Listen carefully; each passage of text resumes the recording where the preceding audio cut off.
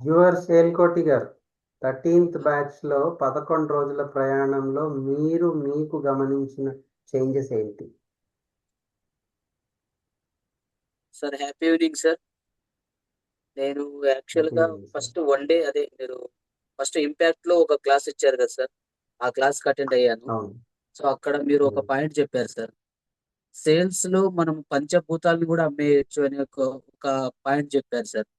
అక్కడ నేను కనెక్ట్ అయ్యాను. సో వెంటనే మీకు ఫీజ్ పే చేసి 11 డేస్ మీతో జర్నీ చేయాలనుకున్నాను. కానీ ఎలా ఉంటుందో అని చెప్పి నేను ఫీల్ అయ్యాను. కానీ ఇక్కడికి వచ్చిన తర్వాత సూపర్ సార్, అమేజింగ్. ఎందుకంటే సేల్స్ టైప్స్ అనేది అన్ని టైప్స్ ఉన్నాయని నాకు ఇంతవరకు తెలియదు.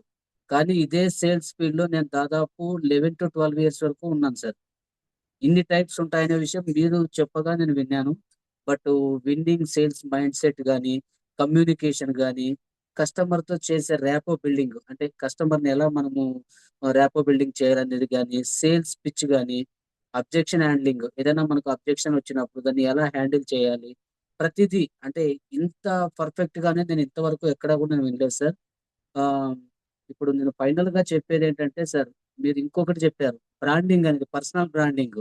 సో పర్సనల్ బ్రాండింగ్ అనేది నేను ఎక్కడా కూడా వినలేదు. బట్ దానివల్ల నా పేరుని ఒక brand గా క్రియేట్ చేసుకోవాలంటే మనకంటూ ఒక బ్రాండ్ ఉండాలి, పర్సనల్ బ్రాండింగ్ నేమ్ అనేది ఉండాలని చెప్పేసి అది super sir, excellent. But final గా నేను చెప్పేది ఒకటే sir, I'm a perfect sales champion. That's all sir. Excellent sir, excellent. Your సిఎల్కోటి గారు సూపర్ అండి. Yeah, thank you really sir, thank you sir, you are a sales champion.